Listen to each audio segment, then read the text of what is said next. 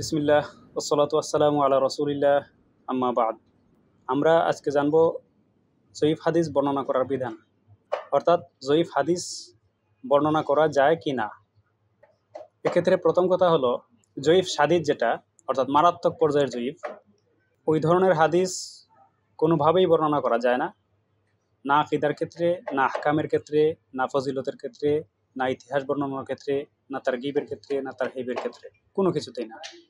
বাকি সাধারণ মানের জয়ীফ বর্ণনার ক্ষেত্রে সেটা আকীদা এবং আহকামের ক্ষেত্রে বর্ণনা করা যায় না, বরং ফজিলতের ক্ষেত্রে বর্ণনা করা যাবে, ঘটনাবলী বা ইতিহাস বর্ণনার ক্ষেত্রে জয়ীফ হাদিসকে আনা যাবে, তারগীব তারহিব পরকালের বিবরণ অথবা ইতিহাস বর্ণনার ক্ষেত্রে এগুলো বর্ণনা করা যাবে।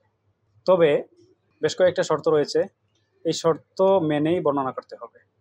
প্রথম শর্ত হলো, যেটা আলোচনা শুরুতেই বলেছি, হাদিসটা জয়ীফ ইয়াসির হতে হবে, জয়ীফ জিদ্দান বা জয়ীফ সাদিদ হওয়া যাবে না, মারাত্মক পর্যায়ের কোনো জয়ীফ হওয়া যাবে না। দ্বিতীয় শর্ত হলো সিগাতুত তামরিদ বা অস্পষ্ট শব্দে অস্পষ্ট শব্দে বর্ণনা করতে হবে, যেমন কিলা বলা হয়েছে, রুবিয়া বর্ণিত হয়েছে, এই জাতীয় শব্দ ব্যবহার করতে হবে বর্ণনার ক্ষেত্রে।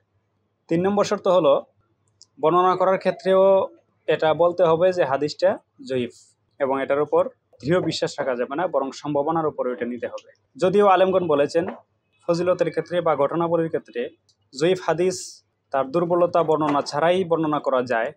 এক্ষেত্রে আমার অধ্যয়ন এবং গবেষণায় আমি যেটা পেয়েছি সেটা হলো, জয়ীফ হাদিসকে যদি তার দুর্বলতা বর্ণনা সহ বর্ণনা না করা হয়, তাহলে এই সম্ভাবনাময় একটা হাদিসকে, যেটা রাসূল সাল্লাল্লাহু আলাইহি ওয়াসাল্লামের সাথে সম্পৃক্ত হওয়া না হওয়া দুটোরই সম্ভাবনা রয়েছে, মানুষ তো এটাকে দৃঢ়ভাবে বিশ্বাস করে নেবে যে এটা হয়তো রাসূল সাল্লাল্লাহু আলাইহি ওয়াসাল্লাম বলেছেনই।